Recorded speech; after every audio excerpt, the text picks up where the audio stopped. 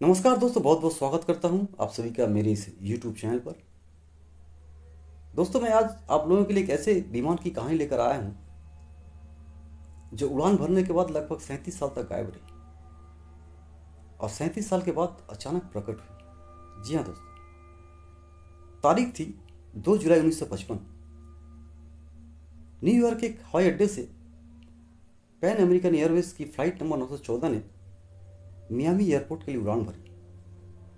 यह एक Douglas DC-4 quality का विमान था उस समय का, जैसा उस समय विमान बनता था, जिसमें लगभग 57 यात्री और 4 क्रू मेंबर सवार थे। मौसम बिल्कुल साफ था और उड़ान भी सामान्य रूप से चल रही थी। लेकिन उड़ान भरने के कुछ देर बाद विमान अचानक रडार स्क्रीन से गायब हो गया। एयर ट्रैफिक कंट्रोलर ने पायलट से संपर्क करने की बहुत कोशिश की, लेकिन कोई प्रतिक्रिया नहीं मिली। उसके बाद एक बड़े पैमाने पर खोज अभियान भी शुरू किया गया, लेकिन विमान का कोई मलबा या फिर कोई तेल का रिसाव या कोई भी सुराग नहीं मिल पाया। आखिरकार अधिकारियों ने यह मान लिया कि विमान अटलांटिक महासागर में जाकर दुर्घटनाग्रस्त हो गई है और उसमें सवार सभी लोग मारे गए हैं। अंततः विमान कंपनी ने यात्रियों के परिवारों को मुआवजा दिया और इस घटना को एक दुखद दुर्घटना मानकर फाइल बंद कर दी गई। पर कहानी यहीं खत्म नहीं होती है। यहीं से इसका सबसे रहस्यमय अध्याय शुरू होता है।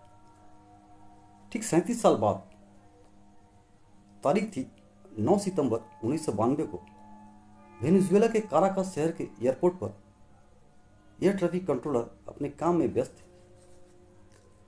तभी उनके रडार पर एक अज्ञात विमान दिखाई दिया, जो बिना किसी सूचना के उनके हवाई क्षेत्र में आ गया था। यह एक बहुत पुराना प्रोपेलर वाला विमान था, जो आज के जेट विमानों के युग में एक अजीब सा दृश्य था। उस समय कंट्रोलर जुआन डेला कार्टे ने रेडियो पर पायलट से संपर्क करने की कोशिश की। पायलट घबराती आवाज में कहता है कि हम कहाँ हैं। हम पैन अमेरिकन फ्लाइट 914 में हैं और न्यूयॉर्क से मियामी की ओर जा रहे हैं। तभी कंट्रोल रूम में बैठे सभी लोग हैरान रह गए। जुआन ने पायलट को बताया कि वे काराकस वेनेजुएला के ऊपर है। उनसे पूछा गया कि क्या आपको किसी मदद की जरूरत है। पायलट ने बताया कि उसने 2 जुलाई 1955 को सुबह 9:55 पर मियामी के उतरना था। जुआन ने कांपती आवाज में पायलट को जवाब दिया, सर, आज तो 9 सितंबर 1992 है। यह सुनते ही दूसरी तरफ से गहरी खामोशी छा गई। पायलट की आवाज भरी सांसें सुनाई दे रही थी। कुछ सेकंड बाद पायलट चिल्लाया, हे भगवान, यह तो नहीं हो सकता।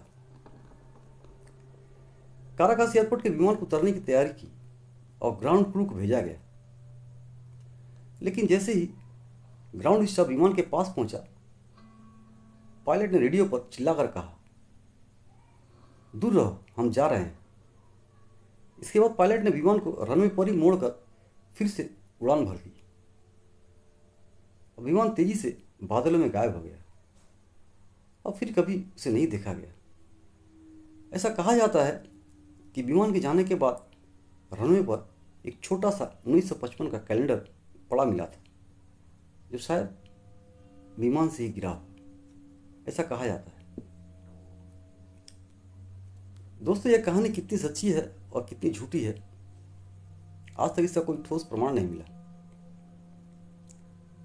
और जो भी हो, पैन अमेरिकन फ्लाइट 914 की कहानी एक रहस्य भरी कहानी थी, आज तक जो अनसुलझा रहा। दोस्तों, बहुत बहुत धन्यवाद आप सभी का मेरा यह वीडियो देखने के लिए। यदि मेरी कहानी आप सभी को अच्छी लगे तो मेरी इस चैनल को सब्सक्राइब करना, इस वीडियो को लाइक एंड शेयर भी करना ताकि और भी लोग देख सके। कहानी आप लोगों को कैसी लगी कमेंट बॉक्स में जाकर ज़रूर से ज़रूर करना। दोस्तों धन्यवाद आप सभी का।